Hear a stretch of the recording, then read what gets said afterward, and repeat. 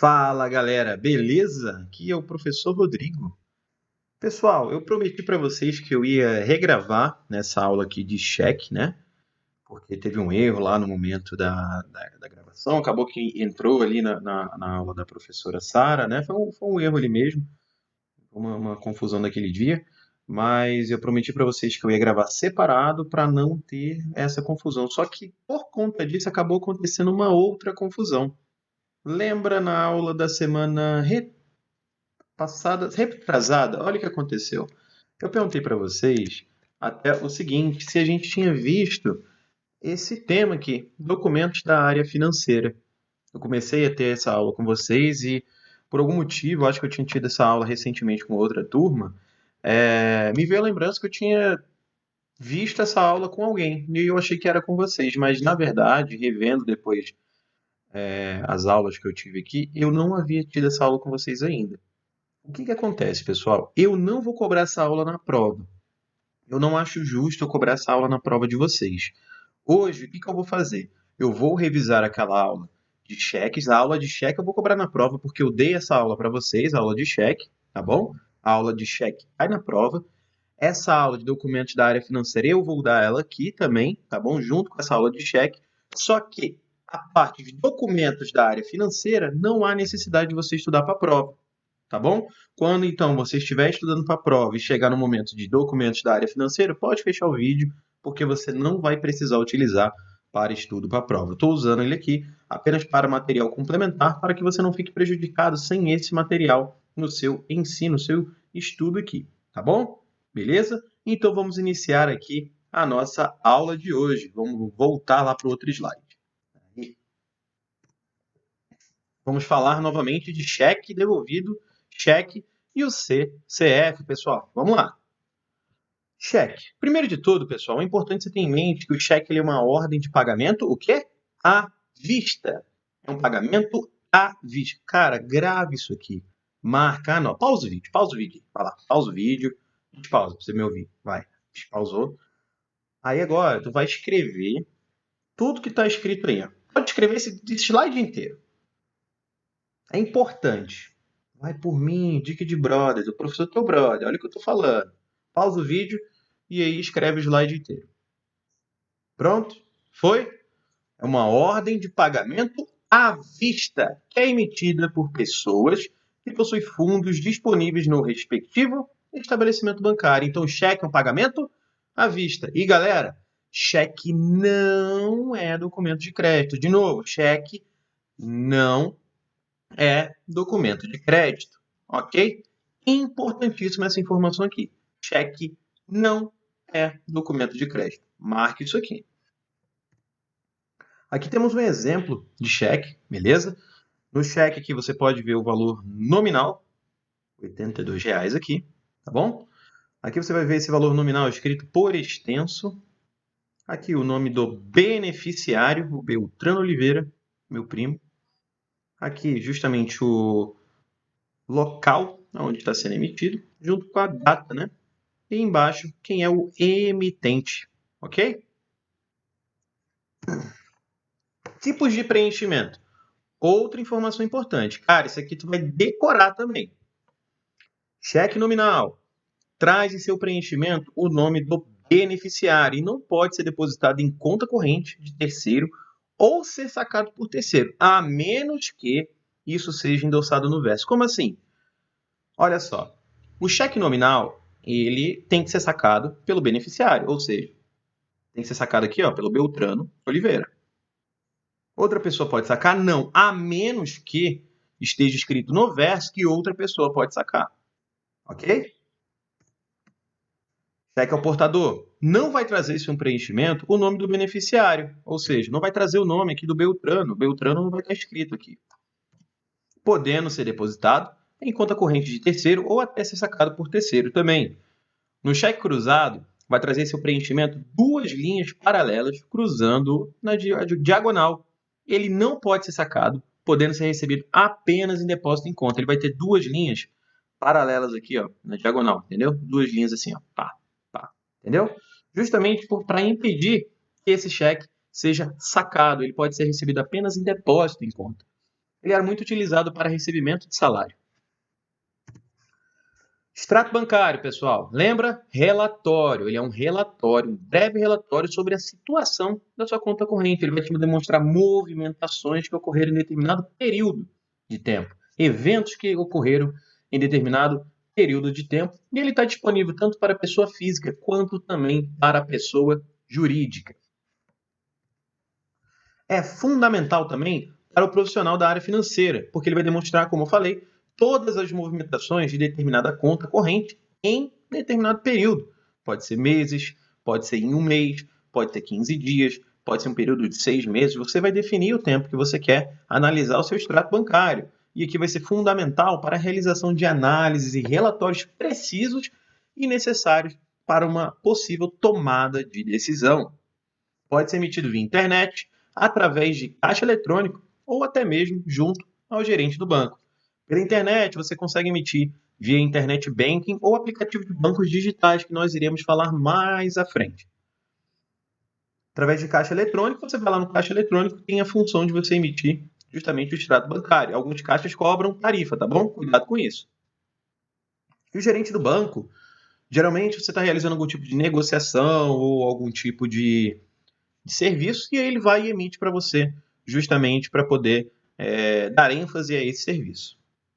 Galerinha, nos lançamentos, inclui-se as letras C para crédito e D para débito, aqui representando a entrada e saída de recursos, respectivamente. Aqui a gente tem um exemplo, olha só, de um extrato bancário. Nesse exemplo não tem aquela letra C nem a D, mas geralmente o extrato bancário sim traz essas letras para poder representar tudo que é crédito e tudo que é débito. Lembrando que crédito é as entradas de recursos e os débitos são as saídas de recursos. Galera, cheque devolvido. Olha o nome. Eu pergunto para você, o que é cheque devolvido? Meu Deus do céu. É um cheque que foi devolvido. Só que foi devolvido por algum motivo. Por algum motivo ele não foi pago pelo banco ao beneficiário. Por algum motivo o banco não pagou esse cheque para o beneficiário. Ele vai ficar disponível para o dono da conta ao qual o cheque foi depositado, para que ele possa retirar ao renegociar com o emissor do cheque. O emissor do cheque que foi devolvido, ele precisa verificar o motivo e possivelmente não, provavelmente aqui, com certeza, ele vai pagar uma taxa para o teu banco pelo ocorrido. Vamos colocar aqui pelo transtorno de ter que ir lá e ter esse processo administrativo aqui. Motivos da devolução. Meus queridos, é o seguinte, eu não cobro isso aqui em prova. Tanto que na nossa revisão, no próximo sábado, vocês vão ver que não vai ter isso aqui. Eu não cobro motivos da devolução em prova. Mas a título de informação, vamos lá. Código 11 é insuficiência de fundos na primeira apresentação desse cheque.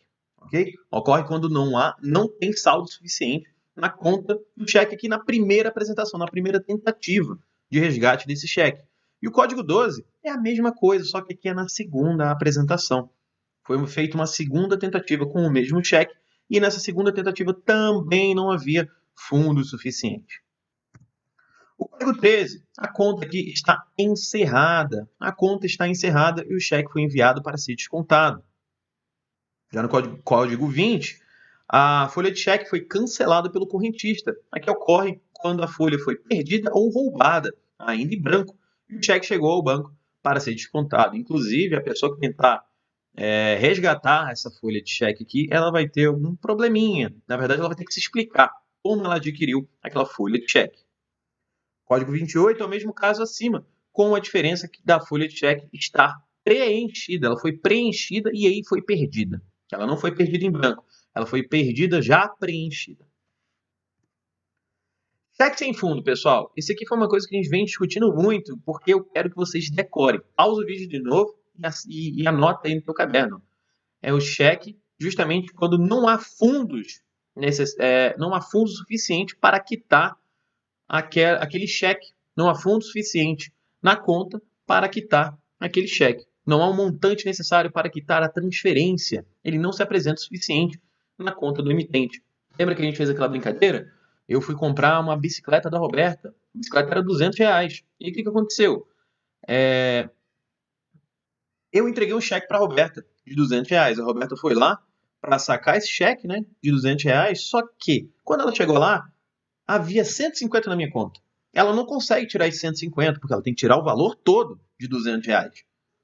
Ainda há saldo na minha conta, e o saldo é de 150, só que não é o suficiente justamente para que quite o cheque. Então é considerado cheque sem fundo. Ok? Não há fundo suficiente. Cheque sem fundo não significa que a conta está zerada. A conta pode até estar zerada, mas cheque sem fundo não significa que a conta está zerada. Ok? Cuidado com isso. Se você escrever que a conta está zerada, é questão errada. Se um cheque seu for apresentado 2 vezes ao banco e não tiver fundos para ser quitado, seu nome vai para o CCF. Galera, CCF significa Cadastro de Emitentes de Cheque Sem Fundo. O CCF ele é como se fosse um SPC, pessoal. O CCF você vai ter os mesmos transtornos que você teria se seu nome fosse negativado no SPC. Com isso, seu nome sendo cadastrado aqui no CCF, o banco vai ser proibido de dar novos talões de cheque. Além disso, a instituição financeira também pode decidir se encerra sua conta e outros bancos podem se recusar também a abrir uma conta para você. Aqui uma forma de você saber se o seu nome está no CCF é você ir até um dos endereços do Banco Central, com um documento de identidade que contém o seu CPF. Também é possível fazer essa consulta diretamente com bancos que você tem cheque, tem talão de cheque. Minha dica é, vá diretamente no seu banco que você emitiu talão de cheque. Não precisa ir no endereço de Banco Central, não, tá bom? Se o cheque sem fundo for de uma conta conjunta, o nome do titular do cheque, daquele emitente daquele cheque, que vai ser incluído no CCF. Antes de 2006, olha o tempo já, era o nome das duas pessoas, o nome dos dois donos da conta. Agora é o nome apenas do titular daquele cheque emitido, tá bom? Se você receber um cheque sem fundo, é possível você se dirigir até o cartório de protesto mais próximo para você justamente protestar esse acontecimento. Óbvio que tente fazer uma negociação antes. Se não conseguir, faça isso. Vai até o cartório de protesto. Quem repassou um cheque nessa situação deve sim acertar a dívida com o beneficiário, pedindo uma comprovação desse pagamento, um recibo. Pode ser até aqueles recibos que vendem em papelaria. Então, após isso, o próprio banco deve, entre aspas, limpar o nome do emitente, além de ser cobrada também uma taxa pela instituição por causa desse transtorno administrativo aqui de ter que limpar o teu nome. Vai lembrar que cheque sem fundo prescreve após 5 anos. A mesma coisa que quando você está devendo e seu nome foi negativado no SPC, é a mesma coisa. Vai prescrever após 5 anos. Ou então se você quitar essa dívida. Ok? E aqui chegamos ao fim dessa aula de cheques. Pessoal, se você está vendo essa aula aqui para estudar para a prova, ok, agora você já pode sair do vídeo. O que acontece? Se você agora está vendo para material complementar, vamos para a próxima aula. É importantíssimo, inclusive. Veja a próxima aula para que você tenha um material complementar, sim, que é importante dentro do seu ensino, do seu estudo aqui, para o seu curso. Tá bom? Documentos da área financeira. Galerinha, todos os documentos utilizados pela área financeira eles vão ser oriundos das transações financeiras, tais como pagamentos, recebimentos e comprovantes. Todas as movimentações financeiras devem ser registradas para que haja comprovação da ocorrência dessa movimentação. Ok? É importantíssimo que vocês registrem essas movimentações financeiras. Qualquer movimentação financeira, até mesmo você vê o saldo, gera um documento. O saldo é um documento, ok? Então é importante que vocês sempre solicitem esses registros aqui. O boleto bancário. Olha que importante. As pessoas têm medo do boleto, mas na verdade o boleto bancário é um documento importantíssimo. Porque nada mais é do que uma forma simples e ágil para a realização de pagamentos, que tem importante funcionalidade de cobrança e controle de recebimento por parte de quem vende. Porque olha só, nem todo mundo tem conta bancária, pessoal. Nem todo mundo vai ter conta bancária. E aí o que acontece? Ele vai facilitar justamente as pessoas que não possuem conta bancária a realizar pagamentos, principalmente no meio da internet. Ok? O vendedor ele não vai ficar preso apenas pelo cartão de crédito. Se eu quiser vender um produto, o meu cliente ele não tem a necessidade de ter apenas um cartão de crédito. Ele pode pagar através de um boleto bancário, indo numa lotérica, indo num banco específico, mas ele não vai deixar de comprar meu produto. Ele facilita a vida do vendedor e facilita também a vida daquele cliente que não deseja abrir uma conta bancária. Ou também não pode, né? Levando em consideração que praticamente 4 em cada 10 brasileiros com mais de 18 anos são considerados aqui, desbancarizados, possibilitar a emissão do boleto bancário como forma de pagamento de venda de um produto ou serviço pode ser um fator de sobrevivência para muitas empresas. E não só sobrevivência, vantagem competitiva também. Diversos negócios têm por hábito aqui, pessoal, oferecer descontos para quem paga por meio do boleto. Assim, a praticidade do pagamento vale tanto para quem paga quanto para quem recebe. Dessa maneira, vai ser estabelecida aqui uma relação de ganha-ganha, tá bom? É bom para ambos os lados. Óbvio que nem todo mundo gosta de pagar boleto, né? Cuidado com esse negócio de ficar pagando boleto demais. Mas facilita muito. A principal importância do boleto recai sobre a possibilidade das empresas em realizar vendas sem depender de um cartão de crédito. Quem efetua a venda é o cedente do boleto. Quando é utilizada uma instituição de pagamento, ela, e não a empresa responsável pela venda, vai aparecer como a cedente. Já o comprador, ele vai ser chamado aqui de sacado. E a sua obrigação, a obrigação do sacado, do comprador, é quitar o boleto de acordo com a sua data de vencimento. Até a data de vencimento é a obrigação do sacado quitar o boleto. As tarifas aqui, pessoal, vão variar de acordo com a instituição que emite o boleto. Vale lembrar que uma nova regra estabelece que boletos devem compulsoriamente ter um registro bancário. Para fazer a emissão com uma instituição bancária, a empresa precisa de uma conta corrente aberta. Só que se ela quiser utilizar o intermediador aqui de pagamento, a conta poupança já vai ser o suficiente. Por meio dessa mesma conta bancária que vai ser realizado o recebimento do valor pago pelo sacado. Dessa maneira, o prazo é sempre em conformidade com a negociação feita entre a empresa e o banco ou a instituição que vai emitir aqui esse boleto. O que acontece? Nem sempre o boleto cai na hora, tá bom?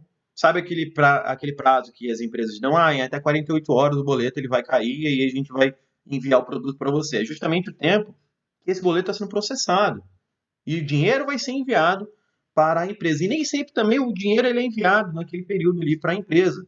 Às vezes a instituição bancária ou a intermediadora apenas confirma que recebeu determinada compra, o valor de determinada compra, e vai pagar só no final do mês. Então, você, empresa que está emitindo um boleto e está vendendo esse seu produto através de um boleto, tem que ficar atento de acordo com esses prazos aqui, não só do comprador, mas sim também da sua instituição bancária ou do intermediador, ok? O prazo é sempre em conformidade com a negociação feita entre a empresa e o banco ou a instituição emissora. Foi justamente isso que eu falei aqui. A compensação pode ter prazo de 1 a 3 dias úteis para ser feita em favor do vendedor. É recomendado, então, conferir com o gerente da sua conta qual é a configuração do boleto que você vai emitir. Aqui temos um exemplo de um boleto, pessoal. Olha o cedente aqui, ó. Cedente, justamente quem está emitindo o boleto. E aqui embaixo, ó, quem tem que pagar, o sacado, tá vendo? Beleza? Recibo. O recibo ele vai servir como obviamente, comprovante de pagamento. E é importante a gente citar isso aqui, pessoal, porque o recibo ele não é documento fiscal. Ele não vale como nota fiscal, na verdade. Tem que ser lançado aonde? No livro caixa, aqui para controlar a entrada e saída de dinheiro. A gente tem esse exemplo de recibo aqui. O mais comum que a gente vê no mercado é o recibo azul, não é mesmo? Um recibo azul com branco. Vocês encontram até um talão de recibo vendendo em diversas papelarias. Se vocês forem na Acesso, que fica embaixo do Sebrae, vocês irão ver até um exemplo desse recibo azul com branco que eu estou mencionando. A nota promissória ela é uma promessa de pagamento. O devedor, aquele é chamado de emitente, é aquele quem pagará a nota. Já o credor é o beneficiário, porque ele que vai se beneficiar com o pagamento. É aquele quem vai receber o valor em dinheiro. O devedor que emite a nota promissória, assinando para comprovar a sua veracidade. Caso o devedor não pague até a data estipulada, então caberá ao credor buscar meios legais para cobrar o valor. Óbvio que sempre tente fazer uma negociação antes de ir para meios legais. A duplicata é interessante. Ela vai ser a cópia da fatura que foi emitida ao comprador no ato de uma compra a prazo. Ela vai servir puramente para fins contábeis e controle financeiro. Ela pode até ser substituída pela nota promissória, mas isso não é comum. Isso, inclusive, até você consegue ver em lançamentos contábeis que é lançado duplicata a receber e não fatura a receber. Beleza? Esse foi documentos da área financeira. Galerinha, é isso então. Essas foram as nossas aulas. Lembrando que esse capítulo 5, documentos da área financeira, não cai na nossa prova, tá bom? Apenas dessa aula que nós tivemos aqui, apenas cheque cairá na nossa prova. Essa semana ainda, se você está vendo o vídeo no dia da semana do dia 3, né? Eu estou gravando o vídeo, inclusive, no dia 3, você consegue ver aqui. Se você está vendo o vídeo antes da nossa revisão, teremos a revisão no sábado, ok? E é isso. Estudem para a nossa prova que está chegando, pessoal. Um forte abraço e até mais.